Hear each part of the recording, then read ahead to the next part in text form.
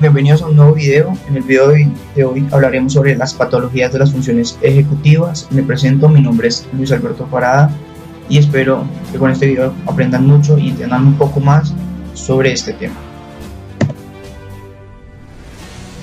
¿Qué veremos en el video? Este video estará dividido en tres partes. La primera, funciones ejecutivas, donde encontraremos definición, estructuras asociadas y cuáles son las funciones ejecutivas propiamente dichas. El segundo tema es las patologías netamente, donde encontraremos variantes del síndrome prefrontal y sus tres subagregados, que es el síndrome orbitofrontal, síndrome frontal mesial y el síndrome dorsolateral. Y por último, estaremos hablando sobre las principales alteraciones cognitivas y comportamentales de las áreas prefrontales del cerebro. Funciones ejecutivas. Definición. Podemos entenderlas como el conjunto de procesos cognitivos tales como la inhibición de conductas, la resolución de problemas, la planificación mental o el control de las acciones. Ardila define la función ejecutiva en un término muy amplio, el cual incluye la capacidad de filtrar la interferencia, control de conductas dirigidas, la capacidad de anticipar y la flexibilidad mental o flexibilidad cognitiva. En una definición mucho más concreta y en que mi percepción abarca más lo que significan las funciones ejecutivas, las podríamos definir de la siguiente manera: permite la emisión de conductas dirigidas a largo plazo. ¿Sí? Las funciones ejecutivas nos permiten emitir conductas a largo plazo. Ya van a entender por qué cuando hablemos propiamente de cuáles son las funciones ejecutivas.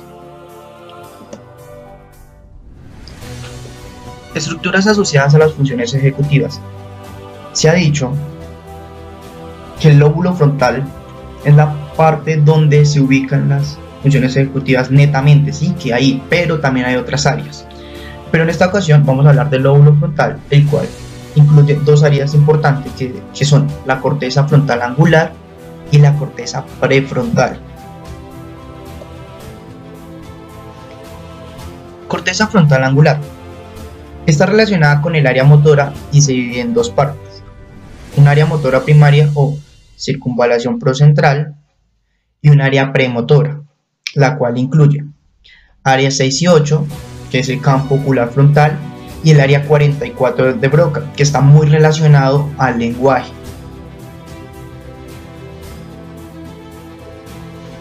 Corteza prefrontal. En la parte izquierda de la pantalla verán unas áreas que corresponden al mapa de Brodmann, el cual se lo mostré en un video anterior. Igual se lo dejo en la caja de descripción para que vayan y lo vean. Bueno, entonces el área 9, 10, 11 y 12 corresponde al área prefrontal, el 13 y 14 a la circunvalación angular, el 15 a la área orbitofrontal, el 45 circunvalación triangular, el área 46 al córtex prefrontal dorsolateral y el área 47 a la circunvalación frontal inferior.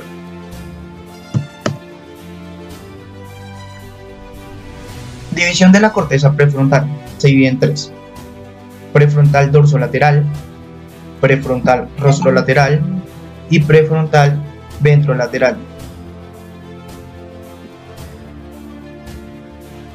Vamos a hablar un poco sobre los lóbulos frontales. Las áreas prefrontales de los lóbulos frontales pueden entenderse como áreas de asociación o áreas intrínsecas corticales para Luria, padre de la neuropsicología moderna y contemporánea. Dentro de este video van a ver muchos aportes de Luria, ya que, vuelvo a repetirlo, es el padre de la neuropsicología contemporánea y moderna, y dejó muchos aportes, muchas investigaciones a esta hermosa disciplina, la cual hablamos, que gran parte de mis videos están relacionados con esta disciplina. Entonces, Luria dice: las áreas prefrontales corresponden a áreas terciarias que participan en el procesamiento de la información correspondientes a varias modalidades de la corteza cerebral. Por último, los lóbulos prefrontales mantienen conexiones amplias con el sistema límbico, es decir, gran parte de nuestra variedad emocional, por decirlo así, está consecuente al sistema límbico, y muchas de las afectaciones ejecutivas hacen parte del sistema límbico, y en particular áreas motoras, por eso a veces afecta el lenguaje, y corticales y a la corteza sensorial. A lo último del video se van a dar cuenta que hay varias afectaciones sensoriales que están afectando o que se afectan debido a las lesiones en los lóbulos prefrontales. Funciones ejecutivas. Las funciones ejecutivas que están viendo en la pantalla son como las primordiales, son las principales. La primera es la memoria de trabajo, la cual permite retener y manipular partes distintas de la información durante cortos periodos de tiempo. Encontramos la segunda, que es la flexibilidad cognitiva, permite mantener o cambiar la atención en respuestas a diferentes demandas o aplicar diferentes reglas a diferentes entornos. Y por último está la inhibición cognitiva, permite establecer prioridades y resistir acciones o respuestas impulsivas. Es decir, cuando ustedes están mirando este video, se centran en este video, inhiben los demás estímulos. Eso es la inhibición cognitiva, esa es la capacidad, es como su capacidad, y por eso se da. Y encontramos otras tres, que es la toma de decisiones, esa capacidad que ustedes, yo, todos tenemos de tomar las diferentes decisiones, el razonamiento, la capacidad de razonar los diferentes conceptos, temas, para poder entenderlos. Y una función ejecutiva que es primordial, diría yo, y que debería estar arriba, es la planificación. ¿Se acuerdan que les dije al comienzo de este video que la definición que para mí es más concreta y está más acertada a las funciones ejecutivas es que permite la emisión de conductas dirigidas a largo plazo? Y he aquí el por qué. La planificación nos permite a nosotros agendarnos, saber qué tenemos después, que después de un tema que sigue. Ese es el punto, es la planificación, el poder de planificar los sucesos, las cosas, todo desde ese orden. Por eso para mí la planificación cumple y es de las funciones ejecutivas más importantes que podemos encontrar, igual que el razonamiento, toma de decisiones, la memoria de trabajo, la inhibición y la flexibilidad cognitiva. Bueno, ahora sí vamos a hablar sobre lo que trata este video, que son las patologías de las funciones ejecutivas netamente. Según Ardila, los pacientes con daño en las regiones prefrontales del cerebro no siempre presentan cambios evidentes en su comportamiento en general. Principales patologías. Están variantes del síndrome prefrontal, que son síndrome orbitofrontal, síndrome frontal mesial y el síndrome dorsolateral. El síndrome prefrontal. Las características específicas de este síndrome pueden variar de acuerdo con la localización precisa del daño y la extensión, es decir, cuánta parte del cerebro o qué áreas del cerebro se llegaron a afectar debido a la lesión. Es necesario decir que entre más amplia la extensión del daño, pues mucho más la afectación va a ser mucho más severa y su neurorehabilitación va a estar pues mucho más complicada, va a ser un poco más difícil. Cuando el daño se presenta en regiones como la mesial o regiones polares, orbitales, las cuales participan en la regulación de los estados de activación, es decir, la atención, se presenta una alteración en la capacidad de mantener un estado de activación adecuado, es decir, nuestra atención se dispersa debido a que se presentan asociaciones difusas y hay estados confusionales. Cuando el daño se presenta en regiones posteriores, que están al frente de las regiones motoras, es decir, un poquito más atrás, implica dos cosas. La primera, la aparición de estereotipos motores y desorganización de formas complejas de movimiento, es decir, los programas motores se dañan. Y un punto importante es que estos pacientes no muestran trastornos evidentes de conciencia, es decir, son conscientes de lo que está pasando. Cuando la lesión es en el área prefrontal izquierda, se presentan una serie de alteraciones. Según Luria, vuelvo a repetirlo, el MURIA es muy importante para la neuropsicología. Se presentan alteraciones en el pensamiento verbal. Las alteraciones de orden verbal van desde una afasia extrasilvana motora, pobre generación verbal o defectos en la memoria verbal, y las afectaciones en el hemisferio izquierdo causan afectación en los procesos intelectuales y trastornos de preservación. Cuando las lesiones se dan en el área derecha, se presentan una serie de alteraciones. Según Ardila, las lesiones de este orden suelen causar cambios emocionales más notables, afectación en el sistema límbico, como les hablé anteriormente.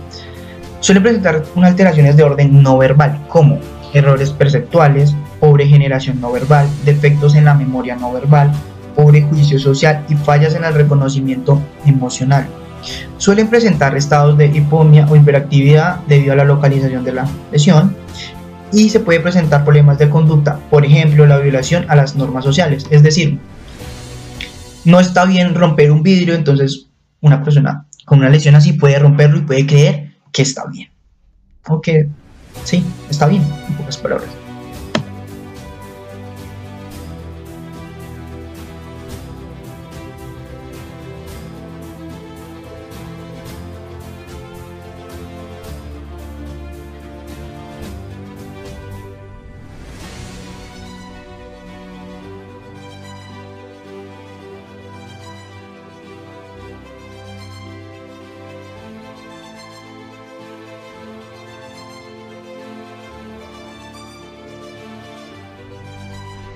Bueno, entonces, según Oppenheim, dentro de las características de este síndrome, el efecto puede presentarse como una amoria, es decir, es un estado extremo de euforia e hiperactividad, o un término que es Witz-Helzung, no sé si lo dije bien, si lo dije mal, es la reiteración verbal de observaciones burlonas, es de esos gestos burlones.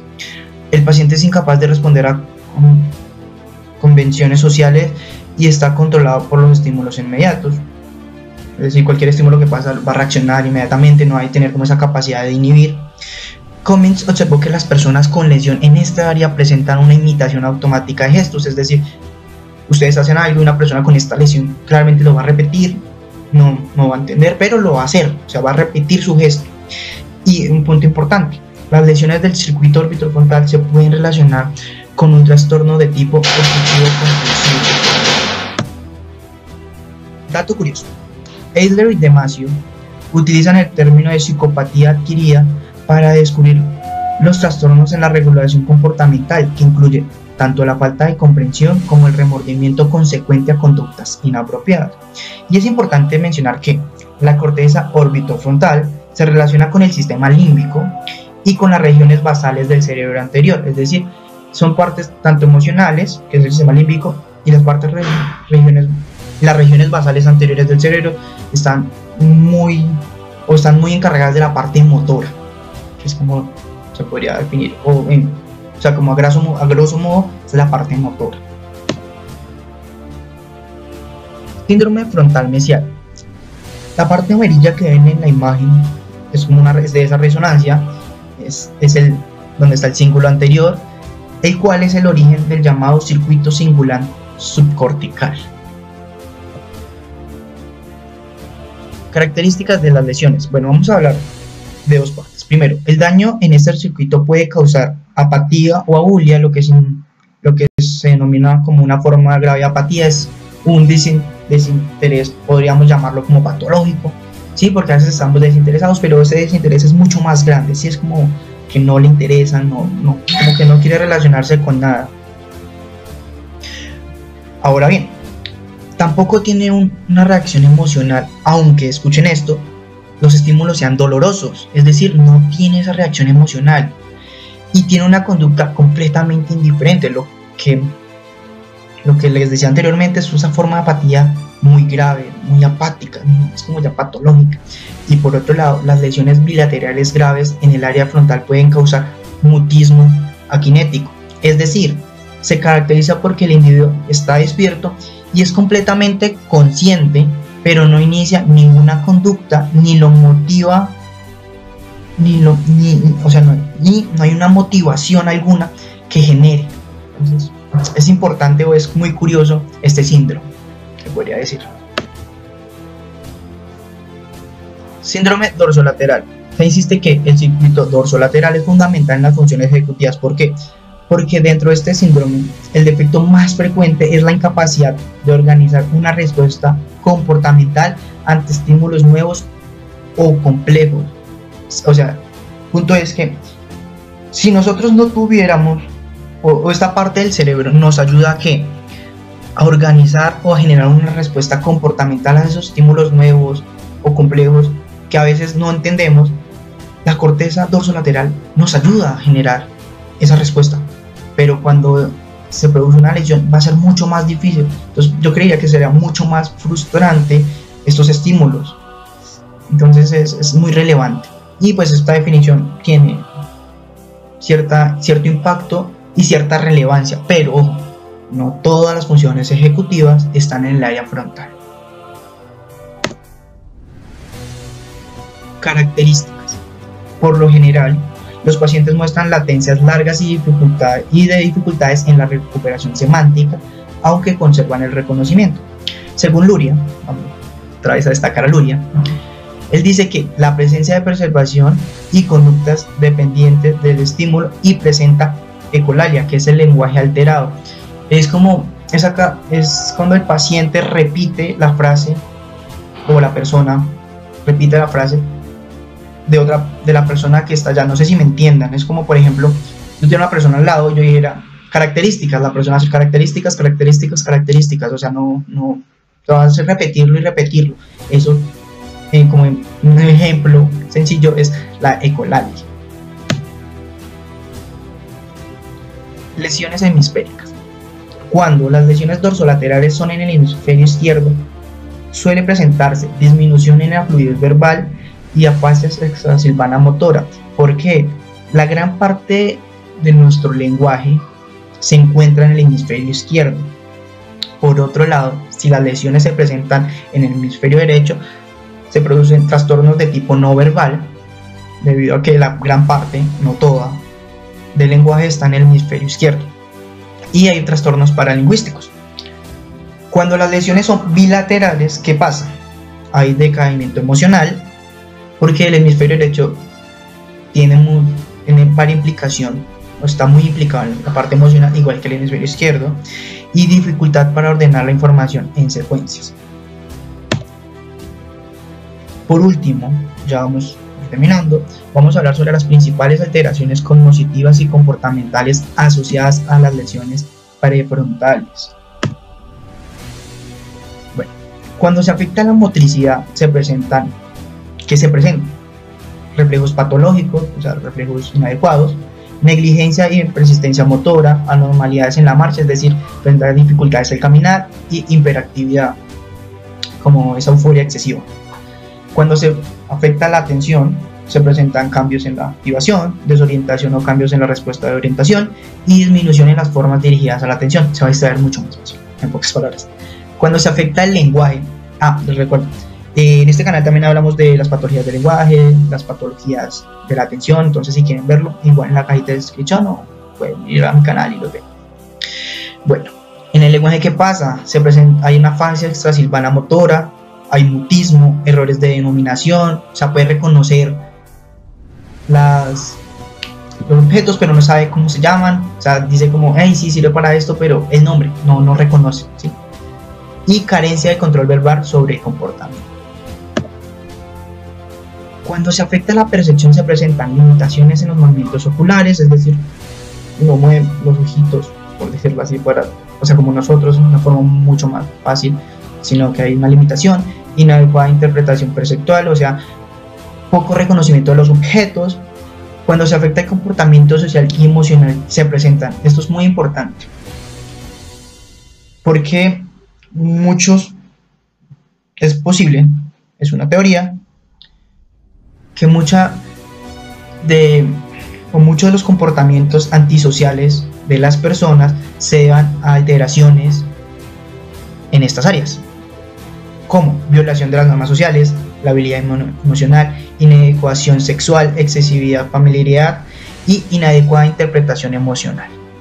Cuando se afecta la memoria, se presentan fallas de prueba de atención, amnesia inespecífica, es decir, puede inventar recuerdos que nunca existieron, desorganización secuencial de la memoria, defectos de la metamemoria, defectos en la memoria de trabajo, que es una de las funciones ejecutivas primordiales, alteraciones en la vivencia del tiempo. Y cuando se afecta a la personalidad se presenta memoria, que es la euforia superficial, esa euforia que se despierta, que va acompañada de impulsividad, y pseudodepresión y pseudopsicopatía, es decir, el prefijo pseudo significa que es falso, o sea, no padece de depresión o psicopatía, pero él cree que sí. Y cuando se afectan los procesos intelectuales, se presenta un nivel de pensamiento concreto, pero un nivel intelectual alterado. Como conclusión y para ir terminando el video, es necesario señalar que no todos los procesos ejecutivos se encuentran mediados en la corteza frontal, como les dije anteriormente, y que los trastornos ejecutivos por patología frontal, es decir, que se localizan en el área frontal, son muy graves, sí, pero las lesiones en prácticamente todas las áreas del cerebro pueden asociarse con defectos ejecutivos. Es necesario tenerlo en cuenta. Bueno, esto ha sido todo por hoy. Espero este video les haya ayudado, les haya despejado muchas dudas. Espero hayan entendido un poco más sobre las funciones ejecutivas y las patologías y los diferentes trastornos que se pueden presentar debido a las lesiones. Y es importante, vuelvo a repetirlo, las lesiones frontales sí tienen mucho que ver con las funciones ejecutivas, pero las lesiones en otras áreas también pueden afectarlas. Entonces espero que estén muy bien y muchas gracias por ver este video.